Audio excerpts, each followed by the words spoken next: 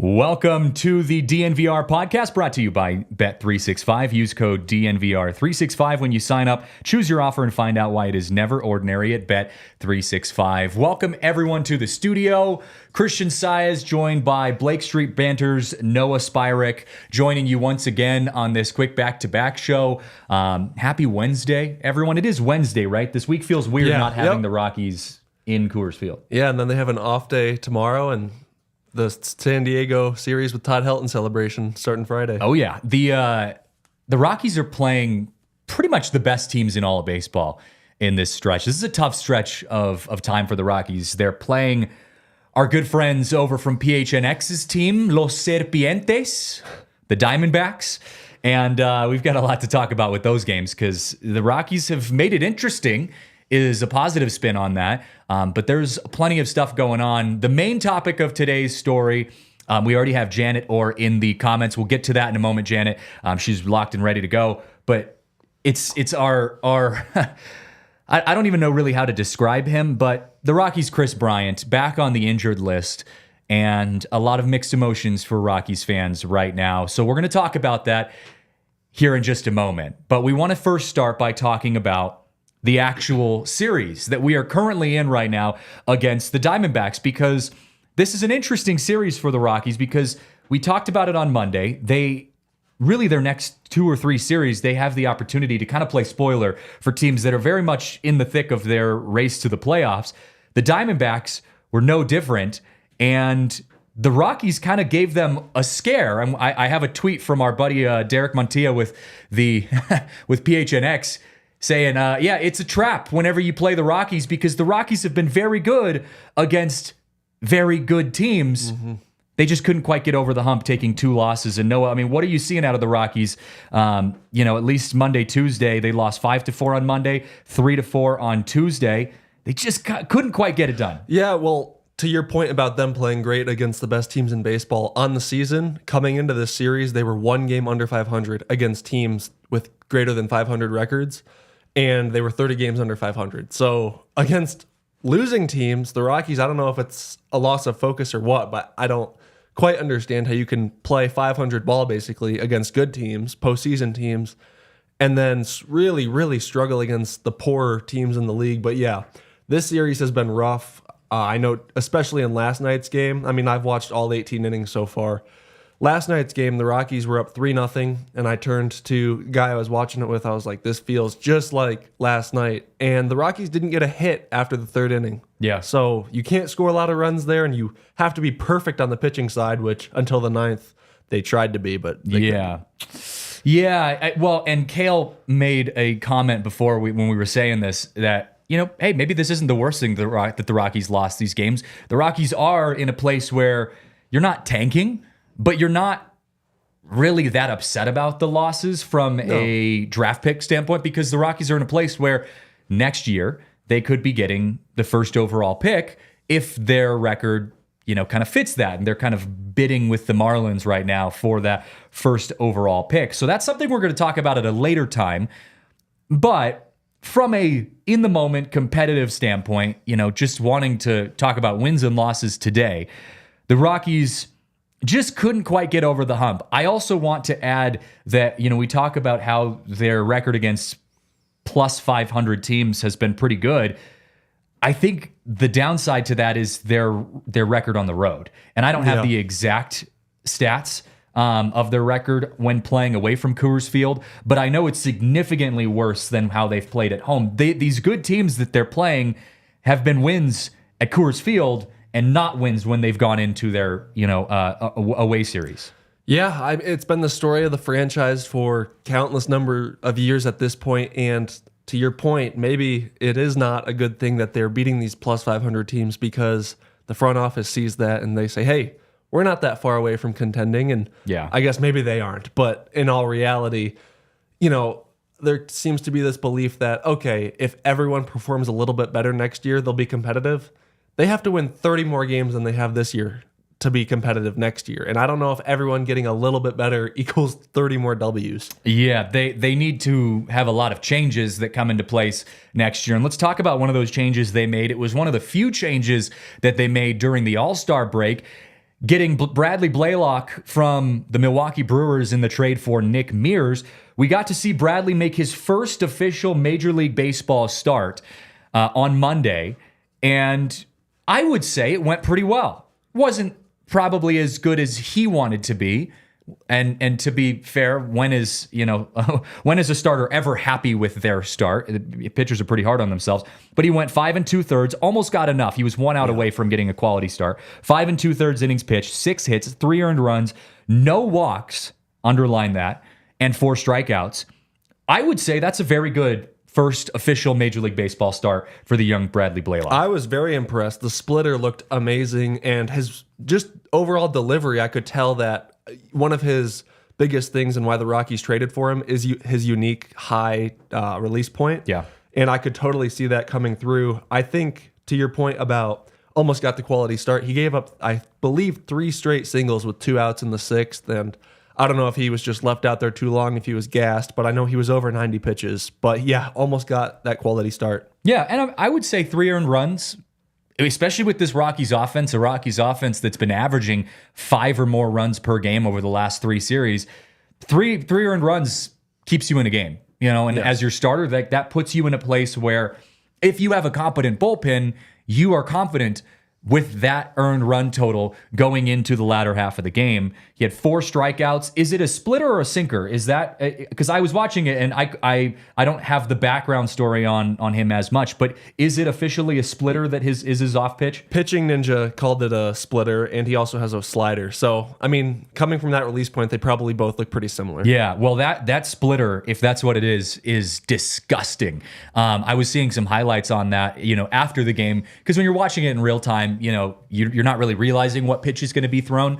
But when you get to go back and watch the highlights, that's a disgusting looking pitch. That thing is nasty. So and that paired with his lack of walks, 0 to be exact, that's a great sign for Rockies fans to see someone like Blalock, who this is his first game truly pitching. He had 1 inning pitched with the Brewers when he was playing for the Brewers in their organization at the big league level. Just 1 inning pitch. He was 3 up, 3 down. It was a good outing for him, but it was only 1 inning. This was his first true official start. That's a very good sign. And obviously we're reacting, on just a very small sample size. Yeah. But good to see him come out and throw well.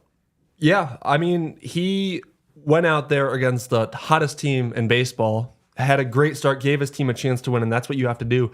I think looking at it more broadly, I think it's the beginning of an organizational shift. The Rockies saw what Cal Quantrill was able to accomplish with his splitter this year, and Cal himself has said the splitter is still a work in progress. He's still learning to throw the pitch, but they went out and got another guy who has a split that can play at Coors Field, where you want to keep the ball on the ground as much as possible, obviously. Yeah.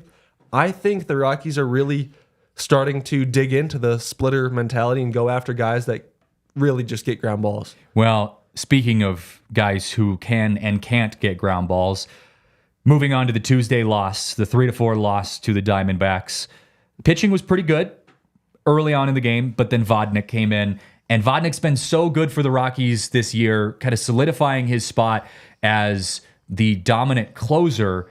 But the times that he's gotten into trouble is when he has gotten away from that low 100-mile-an-hour fastball. That ball rises in the zone, and you start, instead of getting ground balls, you start getting balls that are hit up in the zone for base hits or further. Vodnik, he was leaving some of those pitches up, ended up giving up 2 runs in the last inning, and Jake McCarthy with the walk-off single to win it. The Rockies headed into the 9th inning up 3-2. Vodnik, this is the second time he's blown a save in the last 2 weeks. Mm-hmm. It's tough. He's a young pitcher, but you hate to see those kind of moments, especially against a really good team like the Diamondbacks. It all comes down to command. He gave up the triple to Corbin Carroll, then walked the 9-hitter, and that's the one that really hurts, because then you get to the top of the lineup. Perdomo, I want to say it was at least an 8-pitch at bat. Felt like he fouled off everything. Works a walk. Then you've got bases loaded, and the man with the most hits in baseball in August came to the plate and delivered on, it was a fastball up and away, and he went away with it. So credit to McCarthy for that. But you can't walk 2 guys in the 9th inning with a 1-run lead. And we've seen that a couple times. It's something that I know Vodnik knows better than anyone else. The command issues.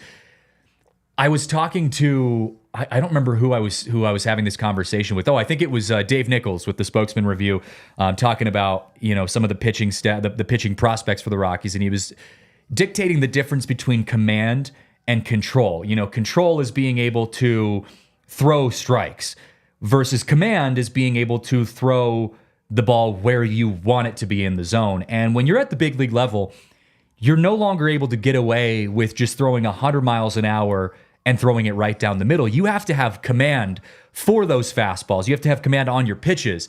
And Vodnik, we know, is a guy who can throw strikes for the most part and can throw 100 plus miles an hour with a good off-speed pitch.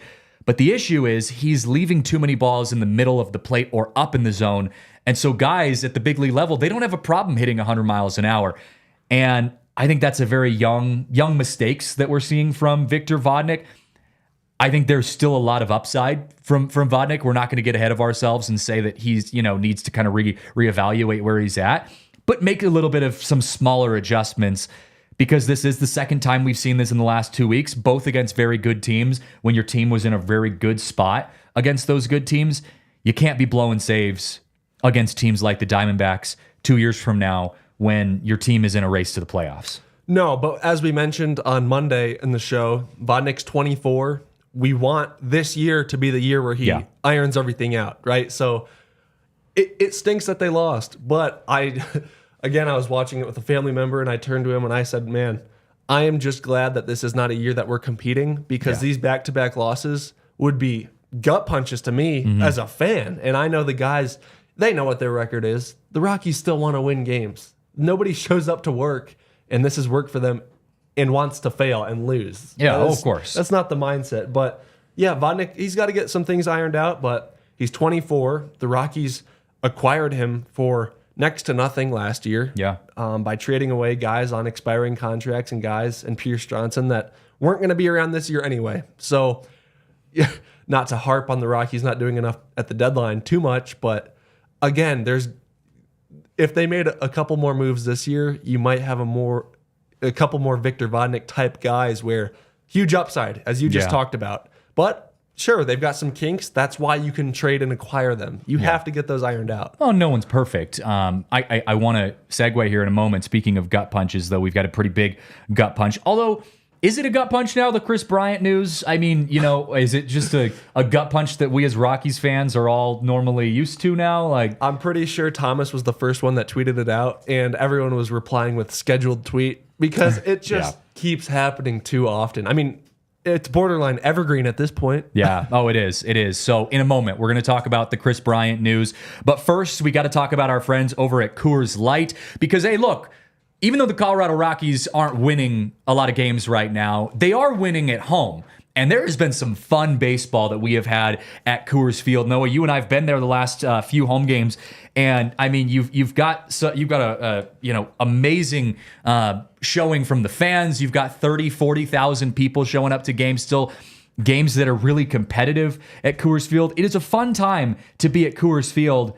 And there's no better combination of watching baseball at Coors Field than pairing that with a cold, refreshing Coors Light beer. You can head up to the rooftop bar or anywhere along the concourse that you get your Coors Light, and it goes perfectly with anything, whether you're at the ballpark or even if you're at home, going out for a picnic, just enjoying some time with friends. Maybe you go camping. I was out in Gunnison just a couple days ago with a buddy, helping him kind of get moved in, and we got to spend a little bit of time out on the river fishing. And of course, we had our little cooler of Coors Light beers, because it is just the best refreshing beer for your summertime. So head over to Coors Light, get some good Coors refreshing beer. Make the most out of the times you choose to chill. Choose Coors Light. Get Coors Light delivered straight to your door with Instacart by going to CoorsLight.com/DNVR. Celebrate responsibly. Coors Brewing Company, located right here in our beautiful Golden, Colorado. Well, also speaking of the Rockies coming back to Colorado, to Coors Field, with the Rockies coming back into town, it means that there's amazing opportunities to get involved in the betting world as well. So many fun bets taking place, throughout Major League Baseball, but especially for the Rockies as they finish up their season. And there's no better place to do that than with our friends at Bet365. At Bet365, they don't do ordinary because they believe that every sport should be epic. And right now, new customers can choose between two offers when they open an account at Bet365 using code DNVR365 to sign up, deposit $10, and choose between either a bet and get offer or a first bet safety net offer. But also, they've got a thing called boosts over at Bet365 where, they're powering up the odds on hundreds of bets to give you a chance to win more with over 10,000 boosts every month. They're boosting specific markets, your winnings, and even parlays. So keep an eye out for our custom DNVR bets and boosts. Download the Bet365 app. Use code DNVR365 when you sign up and check out our boost to see why it's never ordinary at Bet365. Must be 21 or older and located here in Colorado. Please gamble responsibly. If you or someone you know has a gambling problem and wants help, call or text 1-800-GAMBLER. All right, it's the moment that we have all not been waiting for. Kris Bryant back on the injured list. We know we can always count on the Toyota chat coming in for us when Kris Bryant gets hurt. We haven't heard from you guys in a couple days, and then Kris Bryant gets hurt, and you're back at it, ready to go. We appreciate you taking the time to come with us. Will Carpenter sharing his thoughts. He's fan of the pod. Will, we appreciate you getting back involved with us. BC says extend Kris Bryant. Unfortunately, that's not going to be happening, although I sense there's some humor involved in there. Eric Simmons says Kris Bryant gets hurt way too much, 18 times specifically since 2018. Kris Bryant has been injured, even if it's been just a game that he's had to sit out, not technically going on the injured list. But look, Kris Bryant, he's been hurt 2 times this season. I don't even know what to say at this point. I know it's our job to give commentary on this, so I'm going to have to find the words at some point. But it feels like it's just this cycle that has started from literally the moment he got onto the Rockies. And I have a hard time blaming a guy for getting hurt because, it happens. Like, sometimes you're just really unlucky. And we see it with Trevor Story right now, who's played, I think it was 159 games since being traded.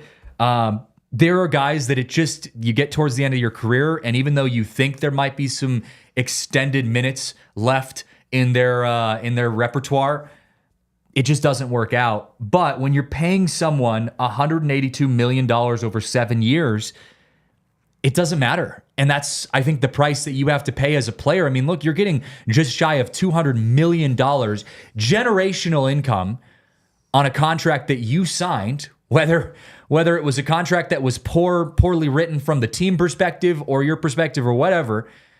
You're going to have to accept the fact that if you don't perform, even if it is something that's out of your control, there is going to be people who are going to be upset about that. Russell Wilson, we saw that with him for the Broncos. I don't blame Russell Wilson for taking the contract that the Broncos offered him. I blame the Broncos for that. But Russell has to understand that he's going to get hate from that when he doesn't show up and perform, no matter how hard he's trying. I think Kris Bryant's in the exact same spot. So I think there's some... I'm actually okay with the fans being upset about this because, you can't blame them. Of course.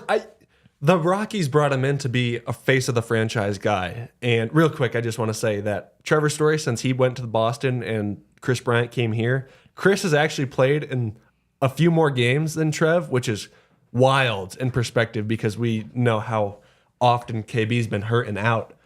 But I'm glad that you compared him to Russell Wilson because that's the exact comparison I always make to my family. I mean, Russell Wilson came in, he was extended with a massive extension before he played a snap for the Broncos, and we saw how that worked out, right? We're already moving on. Sean Payton's got us this year. God bless Bo Nix. But with the Rockies, Kris Bryant is not even halfway through his contract yet. Yeah. This is his 3rd year out of 7, and we can't. This isn't a doctor. I'm not a doctor, and this isn't a professional opinion, but I feel like he's got an arthritic back. Yeah. I mean, it's back strain after back strain after back strain. Sometimes when he's walking around, On the field, it's like, all right, that he kind of looks stiff just walking around. I don't think there's enough, he can torque enough to pull the ball out anymore, and we're at Coors Field. How many of he does not have a high average, but how many of his hits have been the bloop variety, just soft singles? Jammed it over the shortstop. And yet his average would be a lot. He had 2 infield singles in a game when we were watching. Yeah, and he doesn't look like athletic running to first either. I mean, it's not. He tries. I mean, don't get me wrong. He looks like he's trying really hard, but I mean, his glory days are behind him. And to answer your point about, he's not even halfway through his contract. The Rockies owe him $108 million through the next 4 years. I don't really know what we're going to be seeing out of that over the next 4 years. Up at the top, Janet, I want to go back to what Janet said. Janet's last comment says, buy him out, no other reasonable path at this point. Oh, Janet's back. Janet is back. Welcome back, Janet. Here's the issue with buying out Kris Bryant. First of all, no team is going to buy out his contract, so you're kind of stuck with him.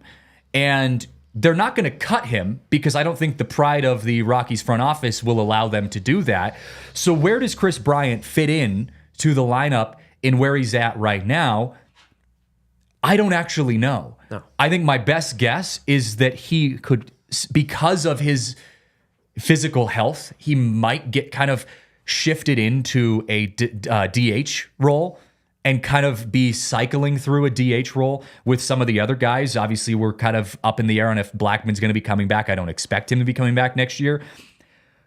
But I think, unfortunately for the Rockies, this is going to be one of those guys and one of those situations where the Rockies play with a 39-man roster over the next few years because they are not going to get rid of Kris Bryant. They can't trade him. And I don't think his output is going to be enough to play him. And I don't think Bud Black is, unless the GM and front office are requiring Bud Black to play him, which I don't think they will. I just think he's going to be a guy that gets some minutes here and there, gets some at-bats, on rest days for their starters, but ends up being kind of a bench seat for the Rockies. And you hate to see $100+ million bench seat. But this could be a situation where you are in a 39-man roster for the next 3+ years or more for the Rockies until they finally can release him. A 39-man roster, and that 40th guy is costing you the most money out of all those guys. That's the problem. I think back to Ian Desmond. He didn't get hurt, but he wasn't producing with the Rockies, and towards the end of his contract, he actually elected to give the final 2 years back and step away from baseball. Which, looking back, I mean, Ian Desmond was by no means a fan favorite in Denver, but the dude made a really noble move in giving the money back for those last 2 years of a pretty bad contract. Yeah. I mean, he was a highly paid player.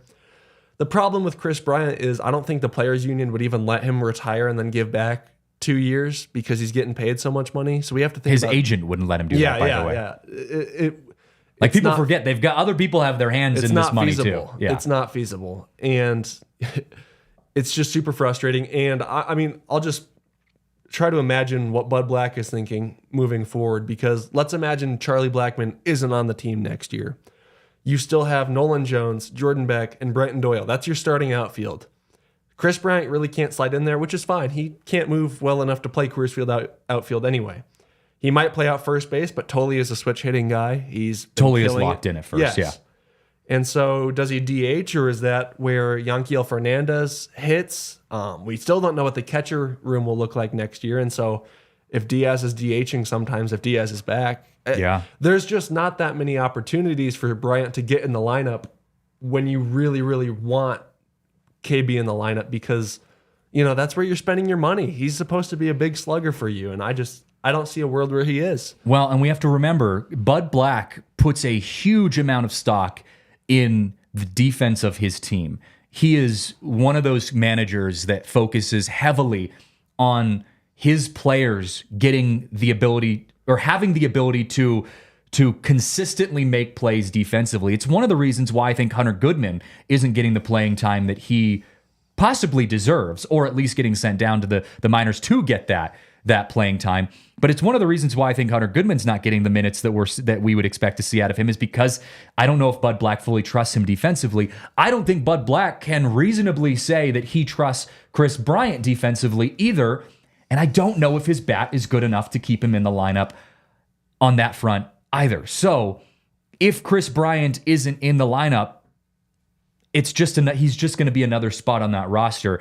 And, Will Carpenter, mentions in the Toyota chat that if he retires due to injury, insurance would cover most of that. I think we're still, unfortunately, a long way out from him retiring due to injury anyways.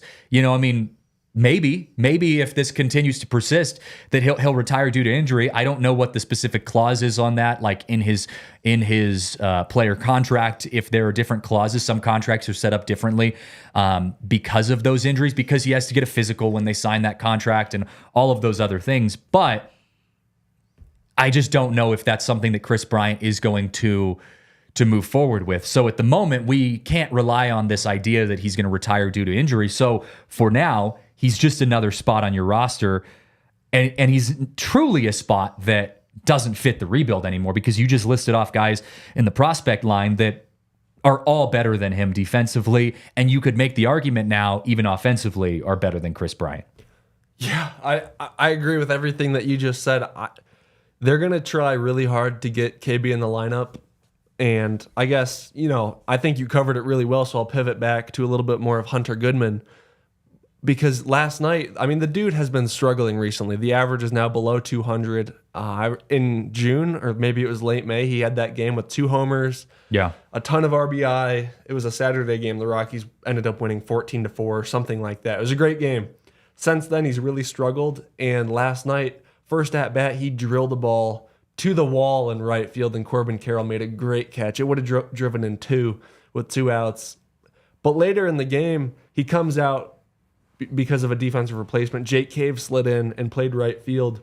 And Bud's done that a lot, because outs are more important at that point in the game. You're trying to, it's a narrow margin. You just want to put your best fielders out there, cover the most ground on any gappers, and win the ball game. The problem is, how many times does a ball actually end up being one where Jake Cave could get to it and Hunter Goodman couldn't? Because Goodman's pretty quick. The broadcast quicker team, than Kris Bryant, yes. Yeah. The broadcast team always talks about how he has underrated speed.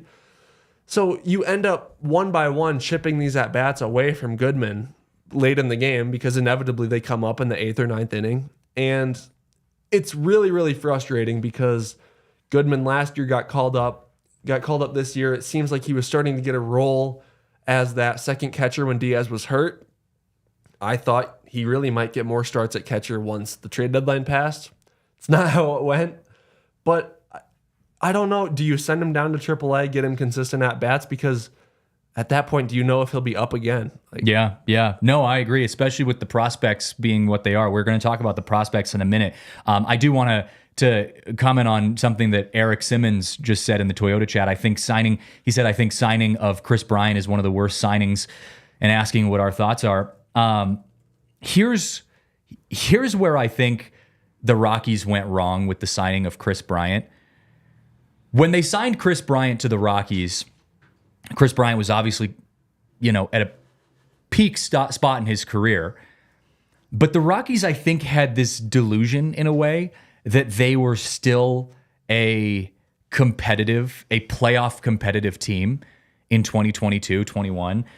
And yes, the Rockies had players. They had guys like Rymack, guys like Charlie Blackmon, who were still there, who were there and playing well. But I think they were missing a lot of bigger pieces that I think they weren't willing to acknowledge the fact that they were missing those pieces.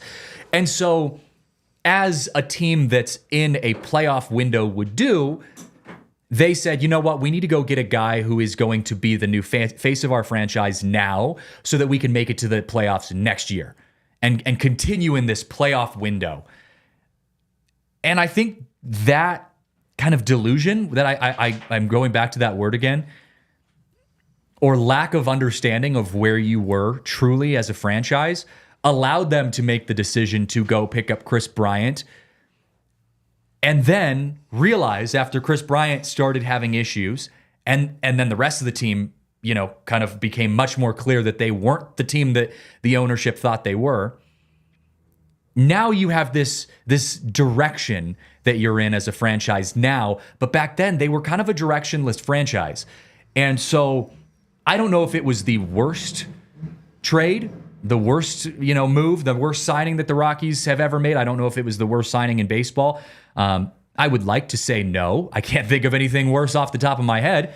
But I think it was just the inability for the front office to say and recognize where the team was in its true nature. Because I think they're starting to see where it is now and saying, okay, we got to start building up on prospects and all of that kind of stuff. But I put this more on the front office than I do on Kris Bryant entirely. And I know that's tough for some of the fans, but I do think this was just poor management from the front office to make this signing in the first place. And I don't want to look too much into the past, but it's where you are right now. But I will say the silver lining is, unfortunately, I think it has helped them to see the reality of the situation is now the Rockies are reconstructing, rebuilding, and so they need to start bringing in new prospects, which is what they're doing, at least somewhat, in where they are right now. It was a move to bring in a guy that could be the face of the franchise. They had just let Trevor Story and John Gray walk in free agency. The fan base, rightfully so, wasn't very happy that neither of those got traded, especially neither of those guys got traded, especially when it was so evident that they were not going to re-sign in the offseason with the Rockies. Trevor Story wasn't going to re-sign with the Rockies. John Gray was not going to sign. I know he said he wanted to pitch in Colorado. You got to pay the man when he says that. Yeah.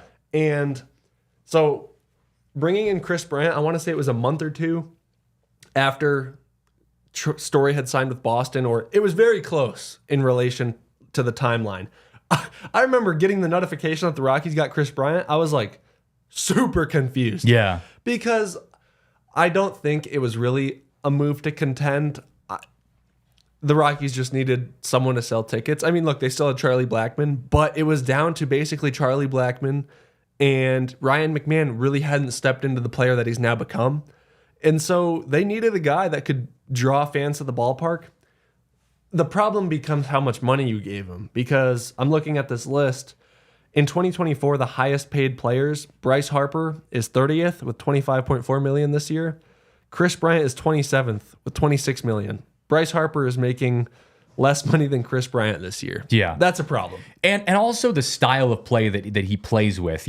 Kris Bryant, even when he was in his prime with the Cubs, he's the type of player that isn't, he just doesn't fit the Rockies style of play. Rockies play fast baseball, they're kind of gritty. Like Kris Bryant was never that guy. Look at the guys that are performing well today, like Rymack and Ezekiel Tovar, Michael Tolia. Like these are kind of gritty players.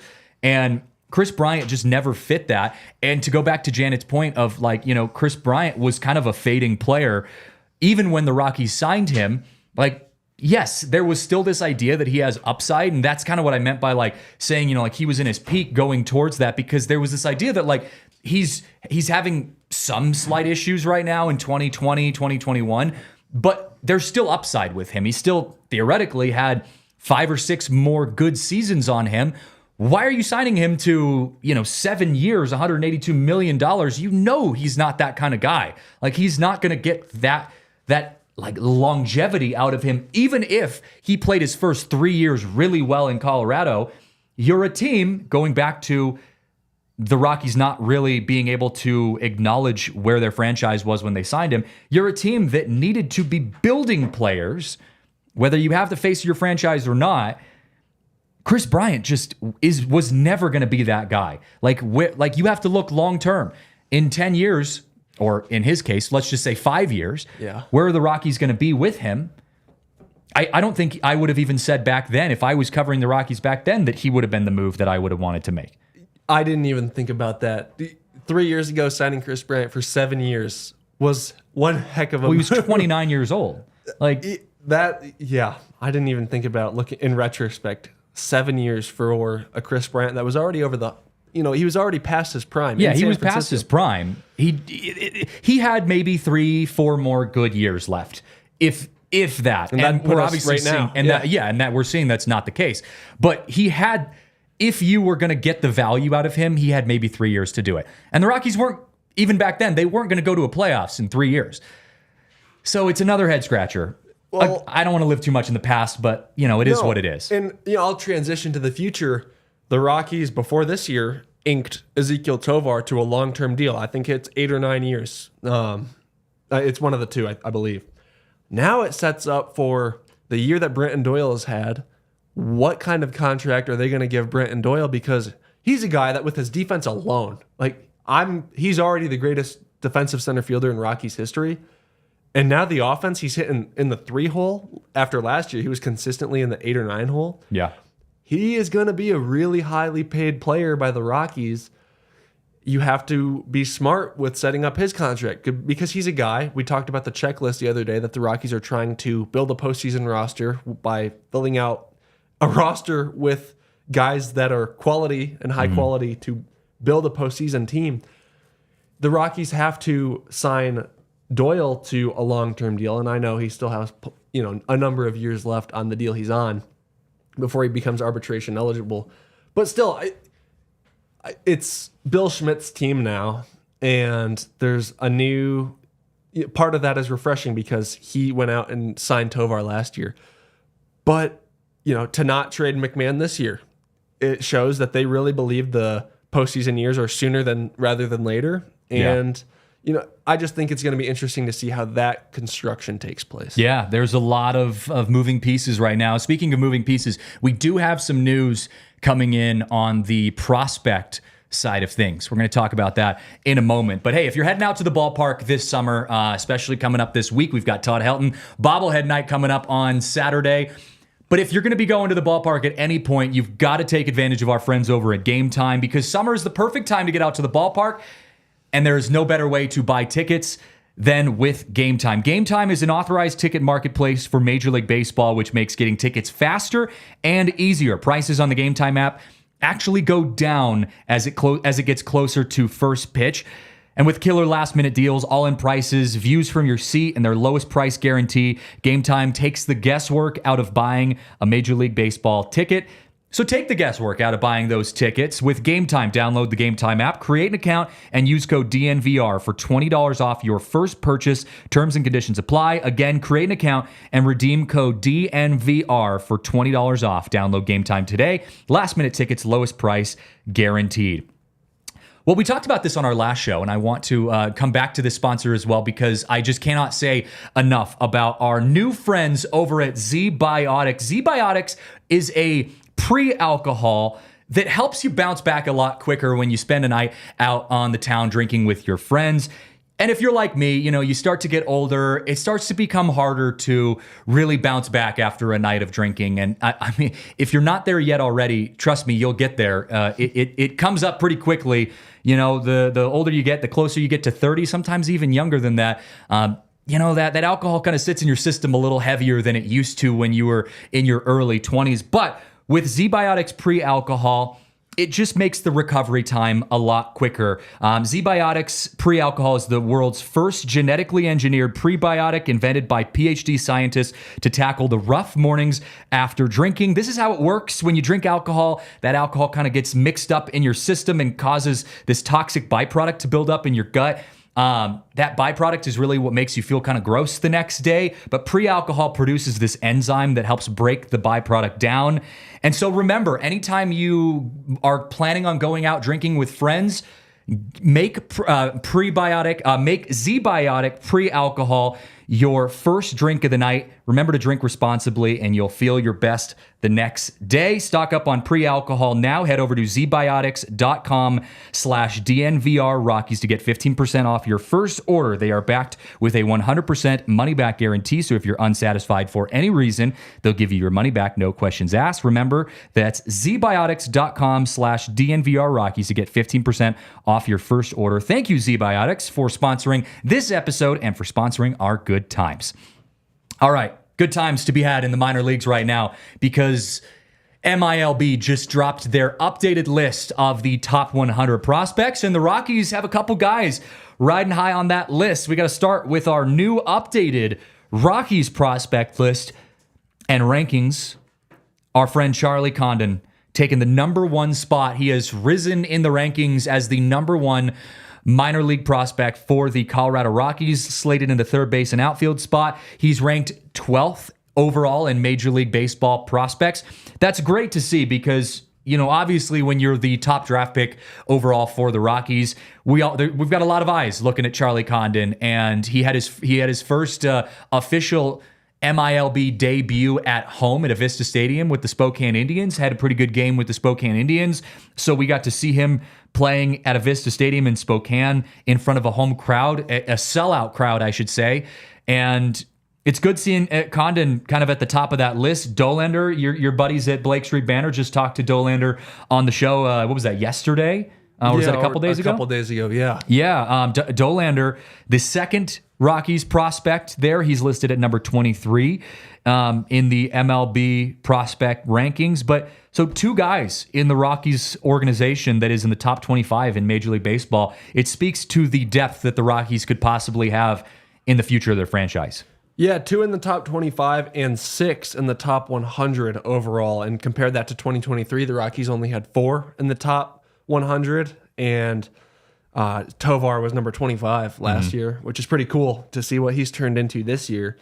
But I think it's interesting to look at on MLB.com. They also throw out an ETA on when they will arrive to the big leagues. And for both Condon and Dollander, they have 2026 listed, which would line up with the competitive window. I tend to believe that both have a chance to make it up next year. I agree. I was going to say 2026 seems long. Yes, I'm a bit surprised by that. And the rest of the top 100 guys that the Rockies have are Jordan Beck at 78, Zach Veen at 93, Yanquiel Fernandez at 97, and Adael Amador at 98. And Amador was number 68 last year. So he's dropped a little bit, which is surprising to me because he really only had a tough start of the season. And now he has been raking, especially in August. He's crushing the ball. But they have Fernandez's ETA set for 2025 and Veen's set for this year, 2024.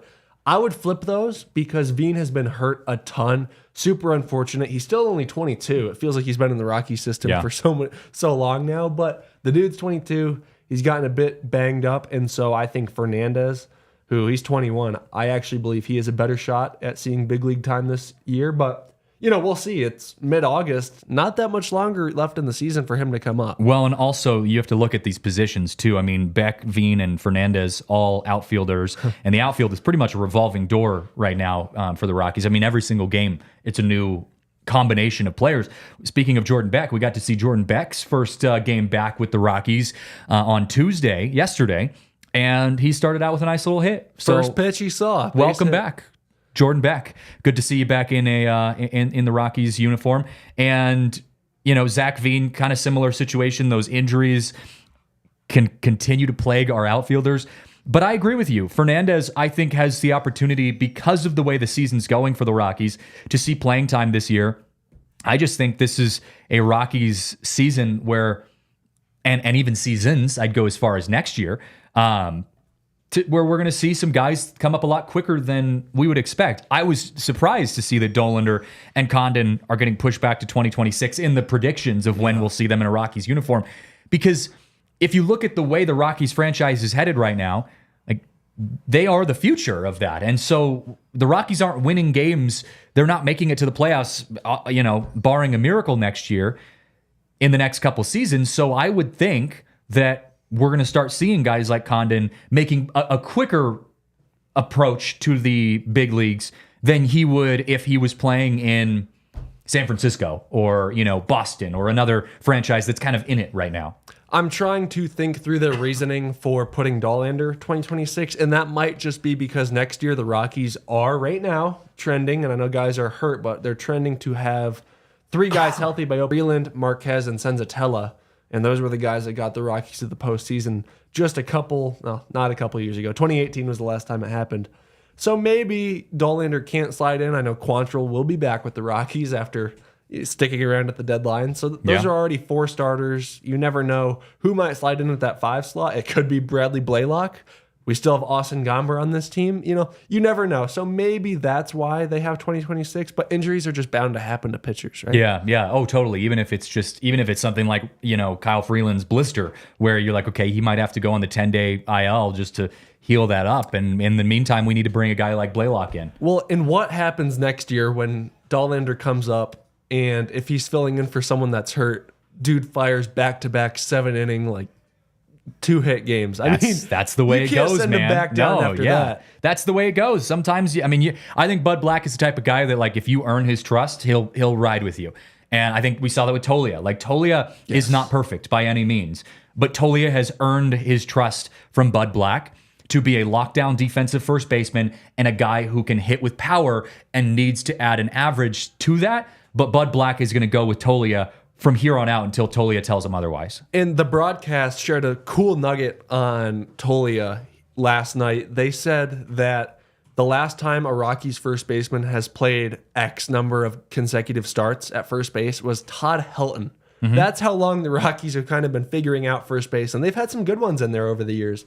But Tolia's on that kind of roll. Yeah, he's been a lot of fun to watch, and he's always someone that we enjoy seeing out at the ballpark. Speaking of enjoying out at the ballpark, our friends over at Chinook Seedery, if you're going to a game and maybe it's not at Coors Field, but if you're just going out and watching some good baseball, maybe at your local park or something like that, hey, no better combination than to hang out with our friends over at Chinook Seedery. They've got some phenomenal sunflower seeds that are top of the line sunflower seeds. They're like the premium seeds in the market right now because they use a lot of mix of ingredients that really help kind of get rid of all those negative side effects that come along with sunflower seeds, like the sandpaper tongue, the salt burn, that bad aftertaste that you get in your mouth after eating a handful of sunflower seeds. With Chinook Seedery, their seeds are one of a kind, and they've got some unique flavors. They've got 8 original flavors: original lemon pepper, jalapeno ranch, parmesan and pepper, cinnamon toast, dill pickle, hatch green chili,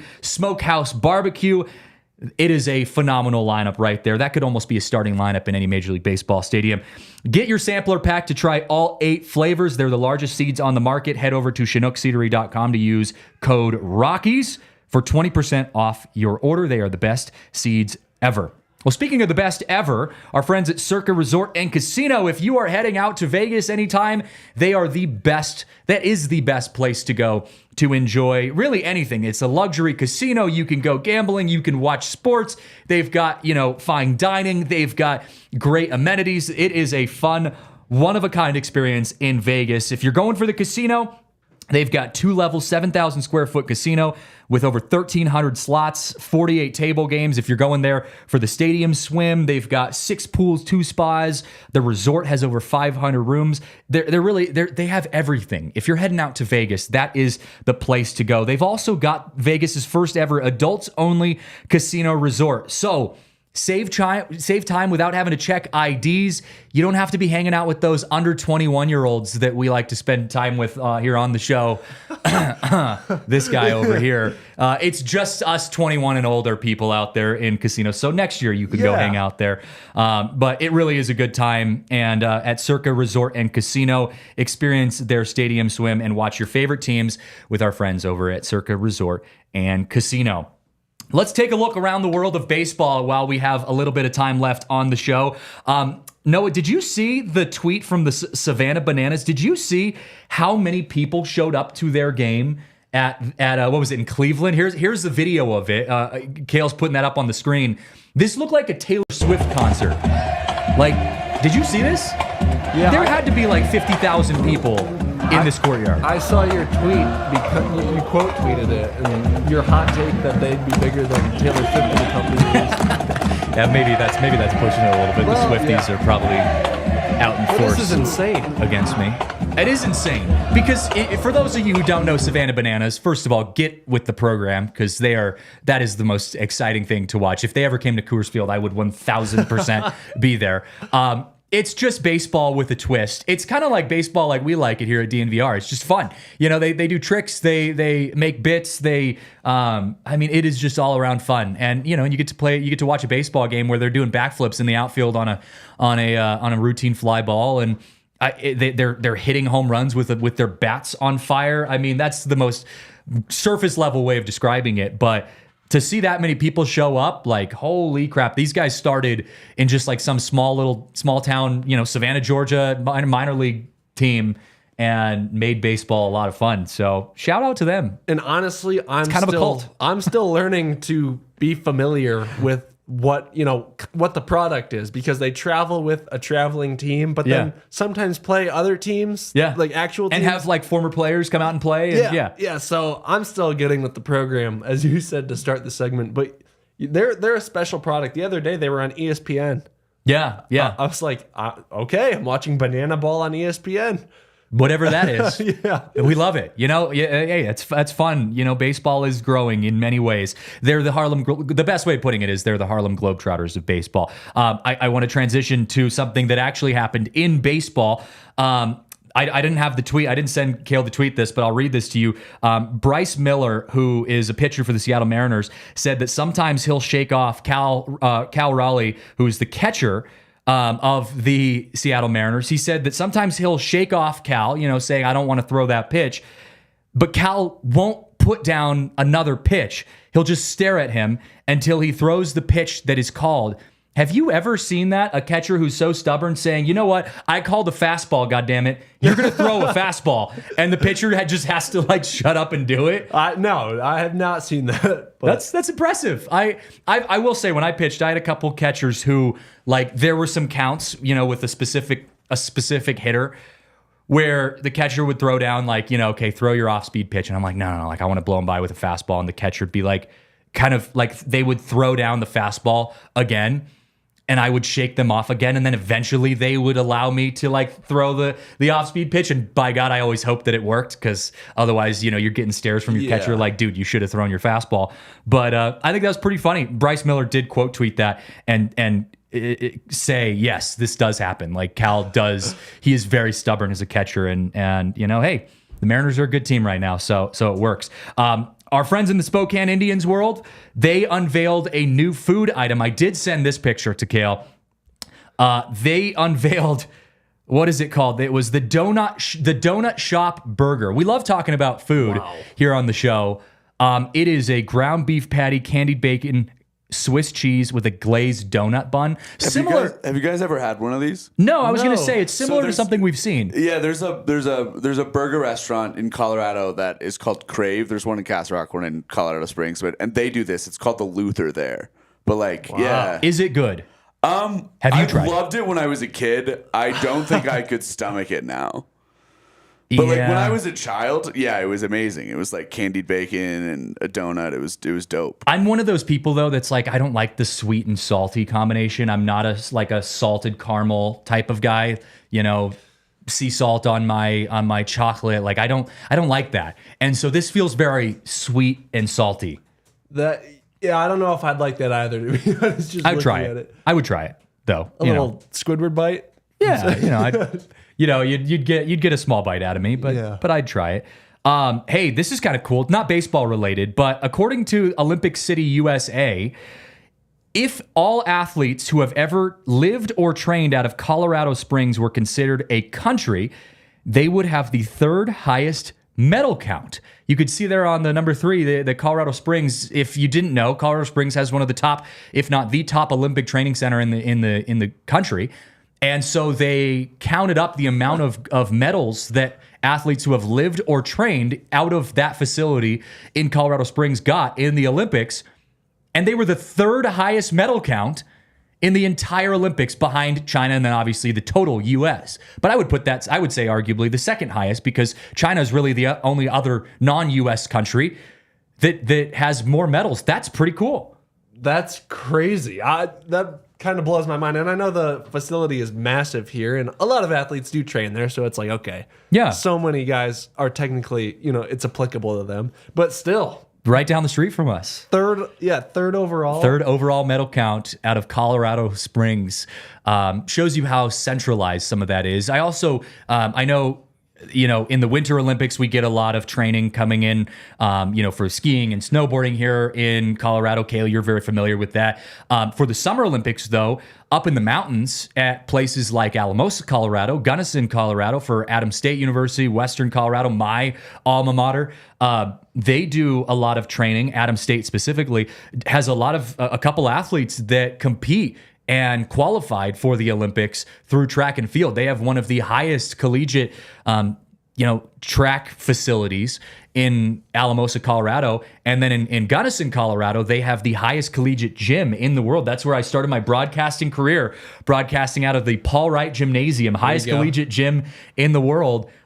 So Colorado, Olympic City, USA, Olympic State, USA. Can we go that far, Kale? Yeah, Colorado is like really good at producing athletes from the non-traditional sports. Like we're actually pretty bad at producing. We produce baseball players, I should say that, and soccer players.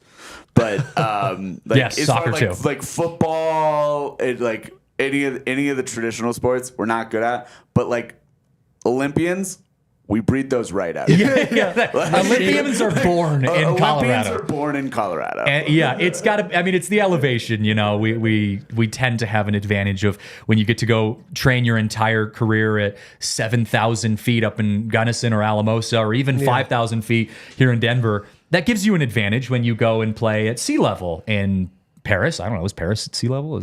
I think so. Who knows? Yes, but I've heard from a couple people. This is the first time, and I come to Colorado every year. This is the first time I've spent a prolonged period in Colorado, multiple months. So my body like fully acclimated. A couple people have told me that when I go home and play basketball in Indiana, like I'll have better stamina. Oh, dude, you're just dunking on people. Apparently the air will be better. Noah spends a summer playing basketball in the gyms in Colorado. Michael Jordan superpowers. And you come back down and where Indiana. Yeah. This is a little bit of a sicko thing, but it really is true. I do like look forward to like my first workout on vacation because I'm like, like I'm gonna work out for an hour and it's gonna feel like nothing. Yeah, I'm at sea level. Marissa, it's gonna be great. Marissa, I genuinely like really look forward to it. It's kind of a sicko thing. But no, it's not at all. I agree with you. Marissa and I, like when we go to Seattle to visit my family, like we will go like jogging in the morning and just to see how far we can get. Exactly. Because you feel unstoppable. You're like, man, I'm going 30 minutes and I'm not even out of breath. Wow. Okay, I'm excited. I'm really excited. I've only got a week left and then you come back to Colorado and you're just wheezing. I was going to say, but when you go and then run at, a normal height of altitude, do you get sweaty like instantly because of the humidity and like you're saying going back to sea level? Yeah. I mean, depends on where you are. Okay, like, if you're in Seattle and it's raining, like probably not, but I don't know. Like like when we went to Florida like a couple years ago, I mean, I felt like I had just gotten out of a sauna. Yeah. And that almost felt worse. I felt like my workout wasn't as good even though I was at sea level because the air was so thick. It was almost harder to breathe than, here in Colorado. But I just remember the thing that caught me off guard when because I went to college in Gunnison. And I remember like going to a party my first like weekend there. And no one prepared me that alcohol hits you so much harder at elevation than it does in like Seattle where I grew up. And so, I'm like 2 beers in feeling like I'm going to die. What is going on? And then, the people in Colorado are like, oh, dude, yeah, like, of course, man, you got to be careful. Like, you're at 8,000 feet right now. What are you doing? Yeah, I'll get in trouble camping every now and then because I'll be like last weekend I was up in Leadville with some friends and we were like camping like 12,000 feet and I didn't even think about it. And I'm like 3 canned cocktails in, right? And I'm like, you cannot drink hard alcohol. And I'm like, I'm in, like, this is rough. I went to dinner with a professor. I went back to dinner with Marissa and I were living in Spokane, so we'd gotten used to the sea level thing. Went back to Gunnison to visit a professor, a former mentor of mine. We sat down. He got us shots to like celebrate, and we ended up having 2 shots, and I literally felt like the room was spinning. I remember telling Marissa like hard alcohol, like above 10,000 feet, this isn't just okay. a bad move. Yeah, I'm like, this isn't okay. Like I haven't seen Terry in forever, and I am struggling. Hammered. I need to go home. Wow. So I came on the show to talk Rockies and I got a lesson in altitude effect. Yeah. See, when you turn 21, you'll get there, buddy. You'll get there. One day. One day. All right. Well, hey, Noah, it's been a pleasure. This is the last show I think you're doing with us because you're going back to Indiana. Home. And what is that, next week? Your last day is Todd Helton. On Sunday. That's my last Rockies game, and my flight out of here is Tuesday. Less than a week away. That's wild. Well, look, man, we loved having you on the show. Short and sweet. I'm sure we're going to have you call into the show at some point thanks during for the having dog me. days of winter when there is no baseball to be talked about. You'll turn 21, and then we'll bring you back out to Elevation to see how your first There we 2 go. beers. I can't wait. I can't wait. We're making it sound so exciting. Well, as always, guys, thank you so much for tuning in. Look, we've got a lot of fun things coming around the corner, though. We've got to give a shout out to some of the good events that are coming up. Tailgate, first tailgate of the year on Sunday. You're going to miss it by 1 day, damn it. You're going to be so close. You could have hung out with us at the tailgate. On Sunday, though, we've got our Broncos tailgate as they play their first preseason game at home at Empower Field. So be sure to go sign up and get some tickets to that. And then, of course, for the Rockies, Todd Helton Day is on Saturday the 17th. So we are going to be having a party bus. We are going to be getting absolutely lit at the Rockies game. It is going to be a good time. We are all going to be drinking some Z-Biotics before we go out there to Coors Field. It's going to be a good time. So we still got a couple tickets left. Be sure to head over, on our Twitter. We've got the pinned tweet with the link to sign up there. Get your tickets before they run out. As always, thanks to our beautiful and amazing producer, Kale. Noah, where can the people find you over at Blake Street Banter and beyond? Blake Street Banter, and my personal is Noah Spirek. Pretty simple. Good stuff. I am Christian Saez on Twitter at CJJ Saez. Thanks for hanging out with us in the Toyota chat. This has been the DNVR Rockies podcast brought to you by Bet365. We will see you tomorrow on the next edition of DNVR Rockies. All city like the mayor.